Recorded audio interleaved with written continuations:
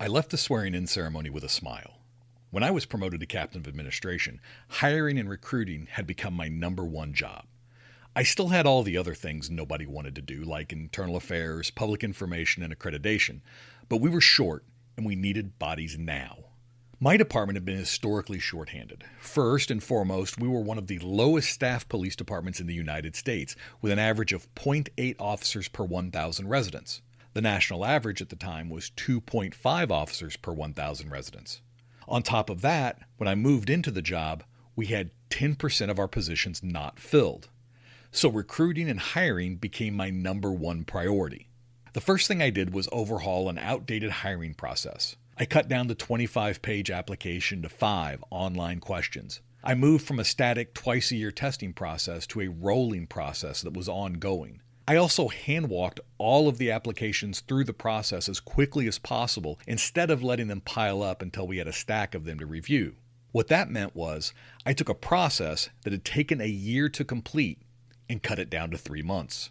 I also took advantage of every job fair and speaking engagement to get the word out about our department. Over the years, our pay had become non-competitive, and it was a real challenge to attract new hires, so I focused on the work. With a department as short-staffed as ours, we were busy, and our officers had to deal with everything a city could throw at them. I leaned heavily into that. You want to be a cop? Then come to our department, because you're going to get a chance to do real police work. I was smiling after the swearing-in ceremony, because we were fully staffed.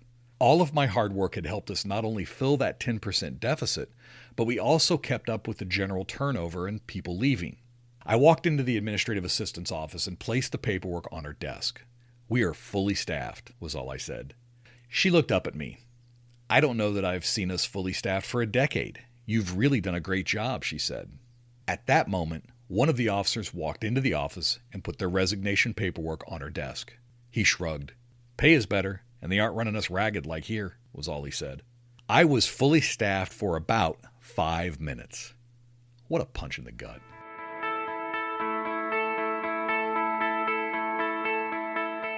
It's time to start telling our own stories. I'm Steve Kellums, and welcome to Blue Canary.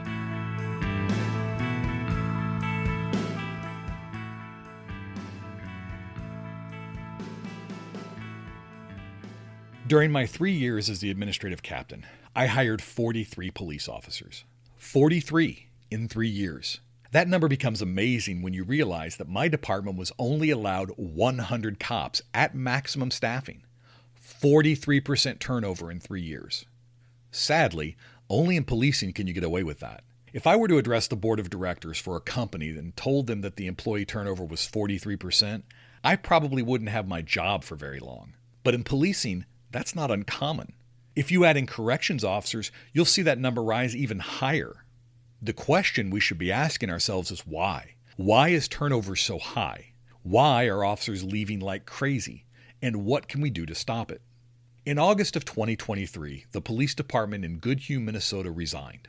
Goodhue is a small town in southeastern Minnesota with a population of about 1,000 people. On August 15th, NBC News reported that the chief of police, a full-time officer, and 5 part-time officers all resigned over low pay. They were making $22 an hour, or a little over $45,000 per year.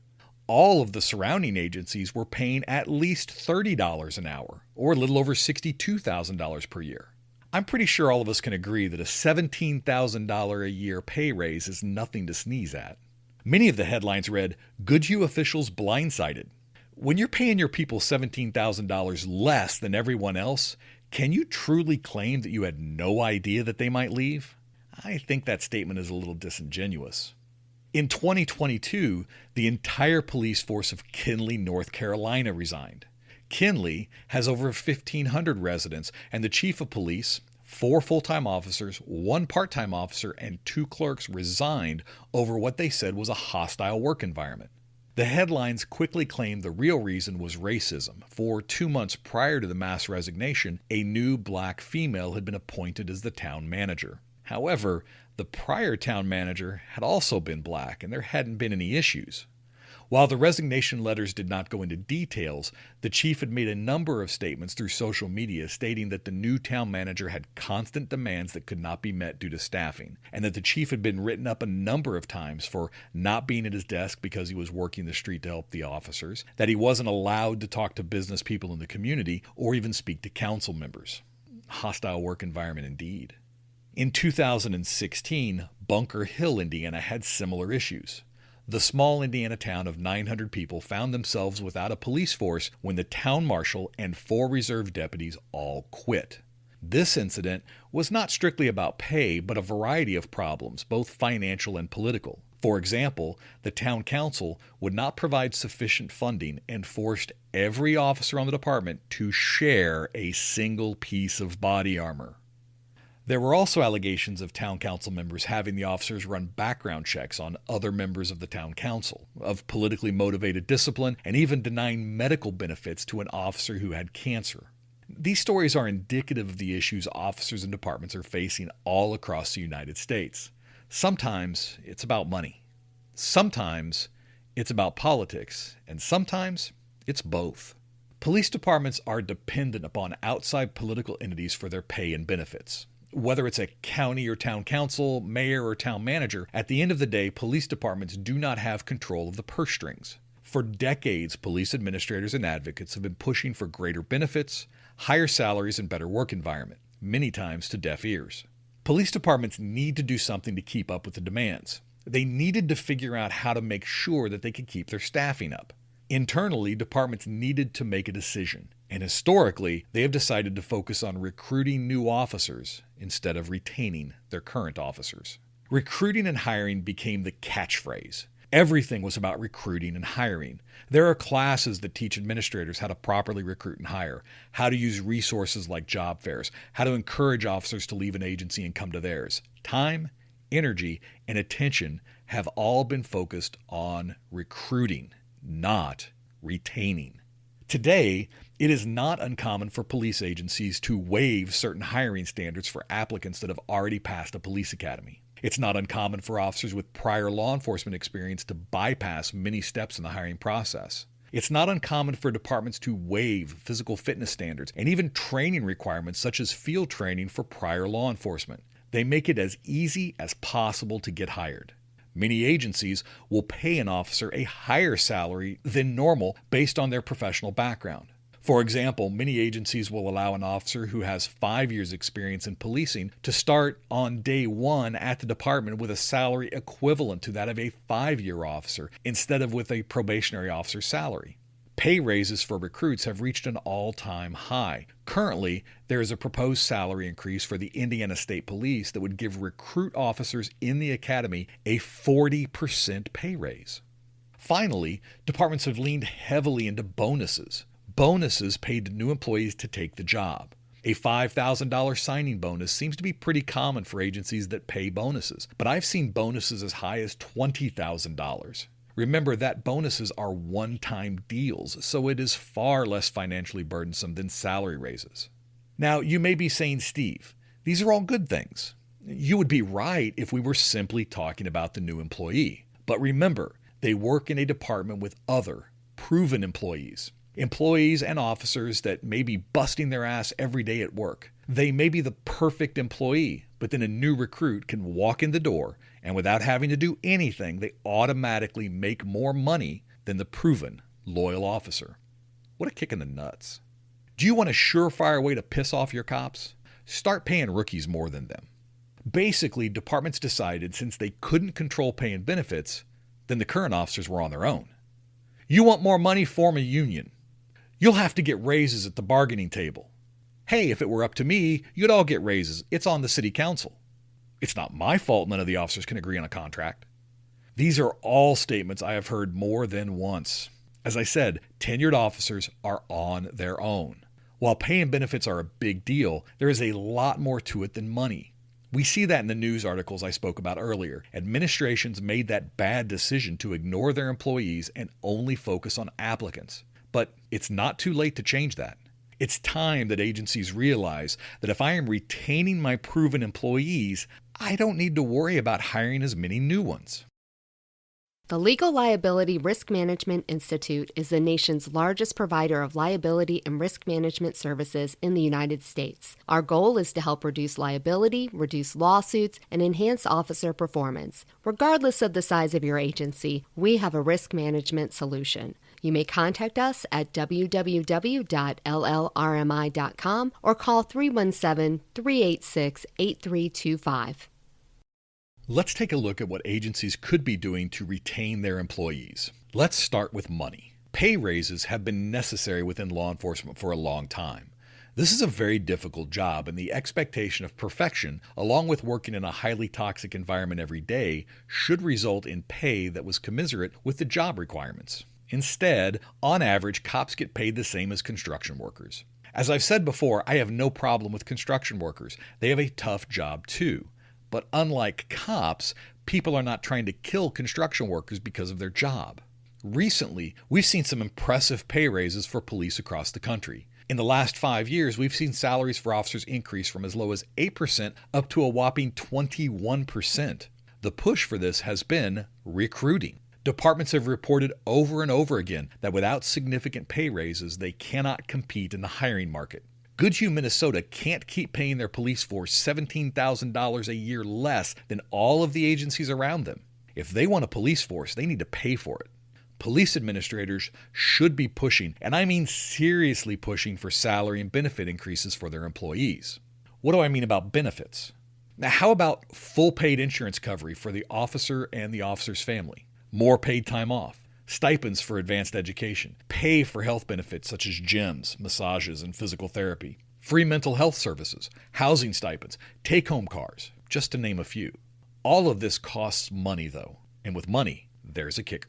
The more money you make, the more you will have to work. Okay, that's not going to be entirely true across the board. As a matter of fact, the key to pay and benefits for cops is to be the first ones to do it. If you're leading the pack in pay and benefits and you can stay in front, things are going to be great. Once you fall behind and start trying to make it up, that's where the hidden trap comes into play.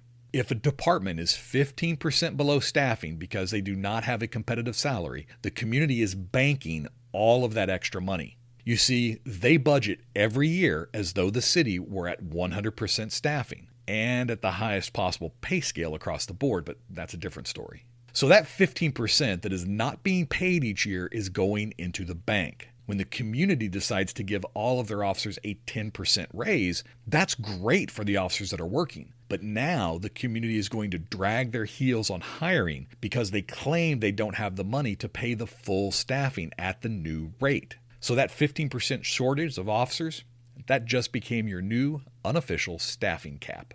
Agencies that paid great out of the gate don't have to worry about this for the most part, but you have to be aware that growth of a department will be affected by the base salary rate of officers. Pay and benefits are very important, but I want to focus on the other things an agency can do to retain their employees instead of focusing on recruiting. Work environment. Make the police department a place that employees want to be. Make the department comfortable. This isn't hard. Sure, it may cost a few bucks, but nothing like pay increases for employees. When you look at the typical police department, the inside is made up of cinder block walls, poor natural lighting, uncomfortable temperatures, and plain white walls. The work desks are leftovers from the city council building, and the decor is straight up 1950. Create break rooms with comfortable seating, refrigerators, and meal prep areas where officers can relax and decompress. Don't let the temperature be controlled from City Hall. Make sure that it's cool in the summer and warm in the winter. Provide flexible workstations for the officers. Standing desks are great for people who sit in cars all day long. Paint the walls in warm colors. Have plants in the workspace to encourage positivity. Decorate the surroundings with history of the department and change those pictures regularly. And probably the most important one, keep the place clean and in good repair. My entire career I worked in buildings that were falling apart. Holes in walls. Lights didn't work. Basement flooded every time it rained. Furniture was broken and piled up in the corners. And you had to double check every seat you sat in to make sure it wasn't going to collapse on you when you sat down. On top of all of that, the garbage cans would overflow and nobody bothered to take it out. Why? Because nobody cared.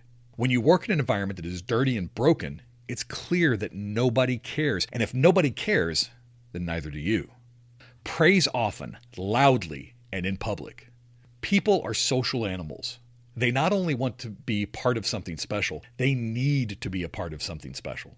The police, as a profession, have been facing some of its most critical and caustic voices over the last 5 years, and without positive reinforcement, it can be very easy to start internalizing all of the negative emotions. Once that starts eating at you, it's only a matter of time before you want out. Departments need to be very vocal about the positive things the agency is doing for the community, not just to the community, but to the officers as well. Constant positive feedback is critical to a healthy police department. Officers' good performances should be discussed, talked about, rewarded, and encouraged. Instead of doing away with roll calls for monetary reasons, departments should be embracing the roll call as a place that supervisors can be encouraging those positive and exceptional performances of their officers in front of the officers' peers.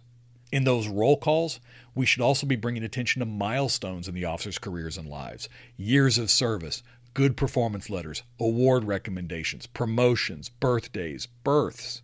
They should all be common discussions and areas of focus during roll call. Ceremonies are also an important step in building camaraderie amongst your officers. A formal awards ceremony should be held at least once a year. That ceremony should be recognized all of the positive things that your officers have done and that has also happened in your agency, and allow time for the employees to be recognized in front of their peers for their performance. This should also be a family affair. These ceremonies build pride in the officers, pride in the coworkers, and pride in their agency. Finally, take the public relations battle to the media. Set up reoccurring appearances on the local TV shows and radio programs. The media will like it because they'll feel like they have an inside line to the department. You are going to use it to push positive stories about your agency and the officers. Do the same thing with print media.